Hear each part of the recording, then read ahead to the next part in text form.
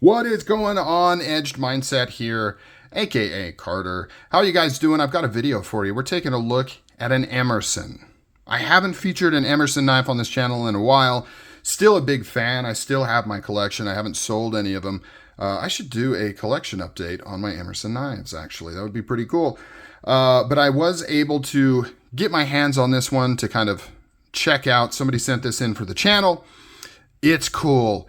It's really cool. I wish I could purchase one of these. Maybe I will someday. Hey, let's take a look at it, right? You're like, dude, quit teasing. What is it you're going to show? It is not this CQC7, although this is going to be a good comparison for this one. This is the Calm 7. The Calm 7. You may be saying, what is a Calm 7? Well, it is a 7 pattern, CQC 7 pattern. You can see the handle here, how it is the exact same almost. You can see some differences, and I do want to talk about some of the differences, which is interesting. But it has a commander style blade with this recurve right here, which is very, very cool. And you may be looking at this blade and you may be saying, wait a minute, there's something else. There's something else very different about this knife, and that is, it is in Magnacut. It is in Magnacut. Not only is it in Magnacut, it is in properly heat-treated and HRC Magnacut, which you may be, if you're not an Emerson fan, or if you're not an old-school knifer like me, you may be sitting there saying, who cares? What does that mean? Why? What? Well, Magnacut's all over the place. Lots of knives use Magnacuts. That is true. That is true. However, Emerson is notorious for using 154 cm steel. This doesn't actually say it, but 154 cm steel exclusively. Like, they've used it exclusively, not CPM 154, 154 cm. And they've also been notorious for heat treating it pretty low on the HRC. I think like 58, 59, somewhere around there. And, you know, they've got their explanation as to why they do it. Mostly it revolves around being able to maintain it in the field. 154 cm is tried and true. It's very capable steel. It's good stuff. Easy to sharpen, easy to replace, won't break on you. You can hard use the knife and it's not going to snap the tip off or, you know, chip the edge or things like that. So, you know, they've got their explanations, but a lot of people in modern knife enthusiasm arena think it's time to move on. Right, and I'm somewhat in that camp. I do enjoy the principles of why Emerson sticks to the 154 cm. I just feel that it's not as applicable in today's world. You know, to me, a lot of that stems from when people didn't have access to like diamond stones and as much knowledge about sharpening and maintaining as we do now. I think we've kind of moved past needing that level of easy maintenance. I still like the idea of having a knife that's geared towards field use, field sharpening, field maintaining. I just think we could move into CPM 154, maybe bump that HRC up 1 or 2 points. I think we're ready for that, Mr. Emerson. But I get the purists, they like the 154, that's cool. So having them do something in Magnacut is very surprising. And I'll be honest, when I first saw that they released this in Magnacut, I assumed it was going to be heat treated low, just like they do with their 154 cm. And embarrassingly now, you know, that my first thought was like, cool, you know, Magnacut that's not heat treated correctly, who cares? But then I found out that they did actually heat treat it to specifications, 62 to 64 HRC. And that's when I was like, man, I wish I could pick one of those up.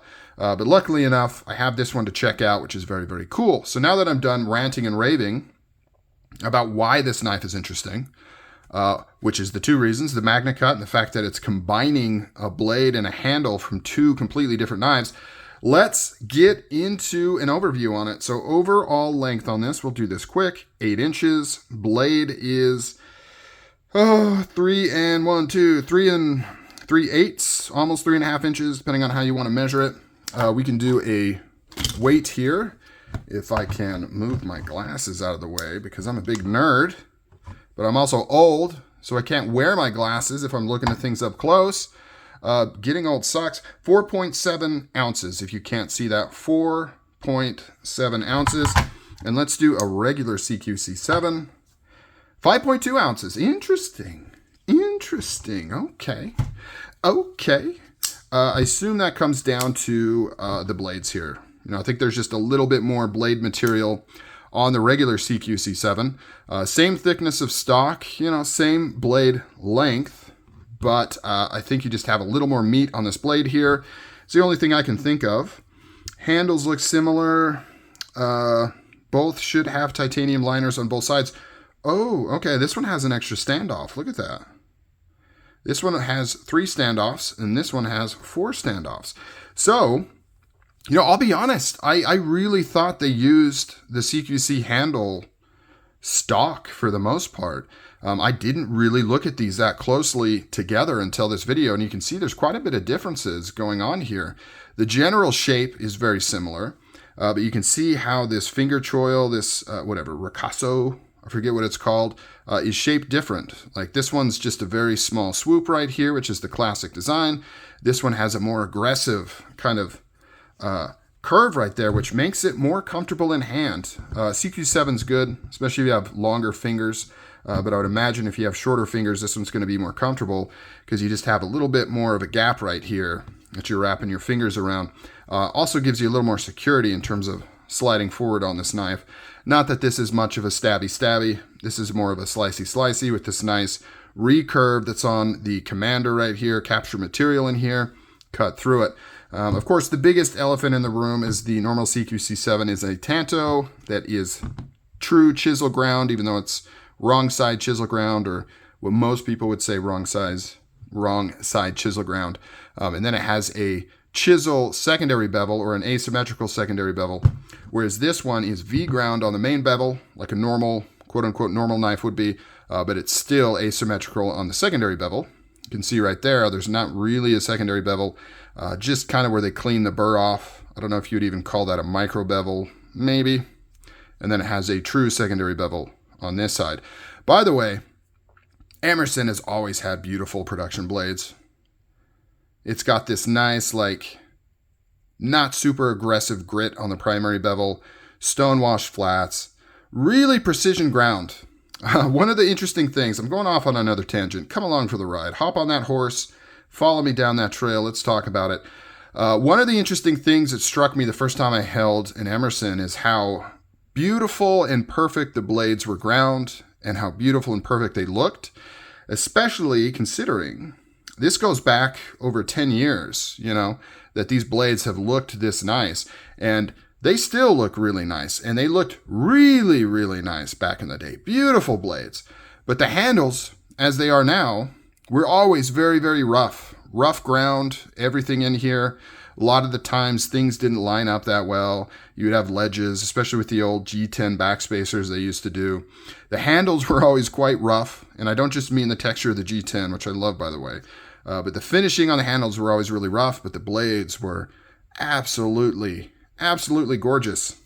Pretty crazy stuff. Very cool how they took... I like this approach. I think it's fun. Rather than just doing this and then calling this something new, calling it a, I don't know, whatever, the Warfighter or the EDC something, or, whatever name they would give it. I like that they acknowledged the fact that they took a mini commander blade and put it on a modified CQC7 handle and call it the Com7. It's cool. Let's take 2 iconic knife designs and put them together. I also was curious, and doing this video completely answered this. I was curious if this design really came organically from saying, hey, it would be really cool to combine these knives. Or part of me wondered, did they accidentally figure out that you could take a mini commander blade and it would literally just fit on a CQC7? Obviously, I now know. I suspected that wasn't the case, but now I know for sure that's not the case. This is a modified. I mean, this is made to be this knife. And who knows? Maybe the blade literally is the same as the Mini Commander and they just modified the handle to work with it. That would make sense. I don't think you need to modify both. You can just change one end to work with the other. So maybe that's what they did, but this is definitely a modified handle. This is not just a standard CQC7 handle. You can kind of see how this has more titanium on the lock bar to disengage that lock there compared to this one. However, more than enough real estate. You can see how it peaks out right there. Feels really good. It's through and through. It's hard to review like a new Emerson model because kind of their whole thing is that they're very reluctant to change. If you get an Emerson, you know what it's going to be like. It's an Emerson. Uses the same materials, the same build. They're all liner locks like this. They have made subtle changes over the years, moving to standoffs. Sometimes both the lock side and non-lock side are titanium. Sometimes the non-lock side are steel, but it's always a titanium lock bar. The steel has traditionally been 154 cm, like I mentioned, but occasionally they'll do S35. They'll do Magnacut, which is very cool. They'll occasionally do like little special things, which is cool because it makes them rare. They're not Microtech, right? Microtech is famous for just doing all kinds of special editions and signatures and this and that and themes. So there's no short supply of interesting Microtechs. They're easy to get. They're all over the place. Emersons, they're much more rare. So if you get a special edition or a unique Emerson, it has more meaning, right? And it's more, less people have seen it. So like you whip out a really cool Emerson, that's very special, unique, special edition, interesting materials, interesting build, prototypes. Turns a lot of heads because you just don't see them as much. So kind of a cool thing about Emersons. You may be looking at Emersons and think they all look the same, which is kind of true. I mean, it is for the most part kind of true. But it does make the ones that are a little bit different all the more special. So what do you guys think of the Calm 7? I actually am fully on board. At first, I kind of thought a little bit of a gimmick, combining the two. But it works extremely well. Great size. It's their quote-unquote mini size, which is still a very large knife, right? Very good for general purpose, EDC, carry, all that kind of stuff. What do you guys think of this knife? I'm on board. I think it's cool. Comment down below. I'll catch you guys later.